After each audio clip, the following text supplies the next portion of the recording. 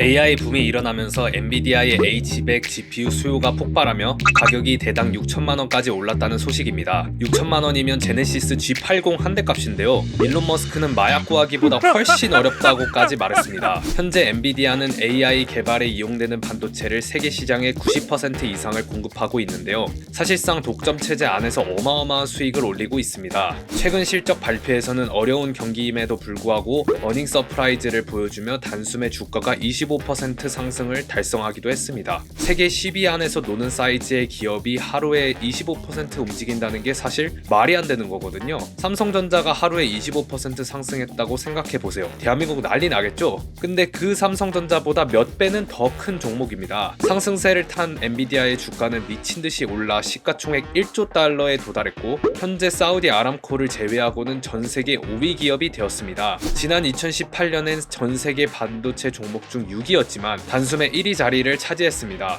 2위인 대만의 TSMC와의 격차를 60%가량 벌리면서 말이죠. 정규 6등이 갑자기 1등 되는 것도 대단한 일인데 세계 기업 순위에서 이렇게 상승하다니 대단합니다. 이러한 상승세에는 사실 두 기업의 싸움덕이 컸습니다. 바로 구글과 마이크로소프트인데요.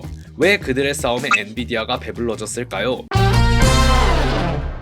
먼저 배경 지식으로 쿠다에 대해서 알아야 합니다. 2006년 그들은 정렬 컴퓨팅을 위한 쿠다 아키텍처를 개발했습니다. 당시에는 GPU가 보조적인 기능이라고 생각하는 게 주였지만 엔비디아의 CEO인 젠슨 황은 미래에는 연산 전용 장치로서 역할을 할 것이라고 예측하고 쿠다를 완성시켰습니다. 이러한 비전은 정확히 맞아떨어졌고 쿠다는 엔비디아가 현재 병렬 컴퓨팅의 최강자 지위를 만들어주는데 1등 공신이 되었습니다. 병렬 컴퓨팅은 CPU가 수행하던 연산을 GPU에도 사용하여 연산 속도를 향상시키는 기술을 말합니다. 단, CPU와 GPU의 연산 방법은 다른데 CPU는 천재 한 명이 천의 일을 하는 것이라면 GPU는 좀 모자란 1000명이 각각 1의 일을 하는 것이라고 쉽게 생각할 수 있습니다. 쉽게 말하면 노가다 방식이라고 할 수 있겠습니다. 생성형 AI 개발을 위해서는 많은 양의 데이터 연산이 필요합니다. 그리고 이러한 높은 컴퓨팅 파워를 위해 필요한 가장 중요한 부품은 GPU입니다.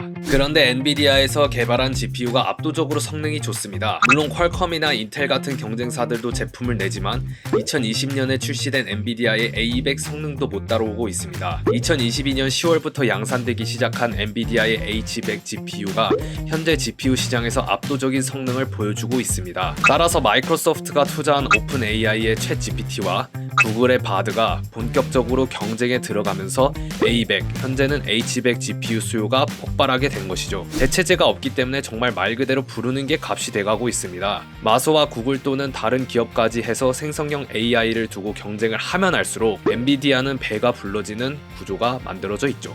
이렇게 GPU 시장을 사실상 독점하고 있는 엔비디아는 최근 그레이스 CPU라는 것을 개발하며 창업 초기부터 하고 싶었던 CPU 시장에 본격적으로 들어갑니다. 동시에 가지고 있는 H100 GPU와 고대역 메모리까지 혼합해 모든 것을 다 갖춘 칩, 그레이스 호퍼 슈퍼칩 GH200을 발표하면서 타의 추종을 불허할 정도로 앞서 나가고 있습니다. 그들은 왜 CPU 시장에 뛰어든 걸까요? 엔비디아의 AI 과학자인 짐 펜은 GPU 성능을 최대로 끌어내기 위해 자체 CPU 개발은 피할 수 없는 길이라고 했습니다. 한마디로 최적화를 위해서입니다. AI 개발에 있어서 GPU가 가장 중요할 뿐 CPU 메모리 반도체 같은 다른 반도체도 쓰입니다. 이때 엄청난 양의 데이터가 오고 가는데 같은 회사 제품이어야지 최적화가 되어서 최고 성능이 나올 겁니다. 마치 에어팟은 아이폰이랑 써야 최고 성능이 나오는 것처럼요. 이를 위해 엔비디아가 그레이스 CPU를 개발했다고 볼 수 있습니다. 원래 CPU 시장을 먹고 있었던 인텔과 AMD도 이런 흐름에 맞춰 제품을 선보였는데요.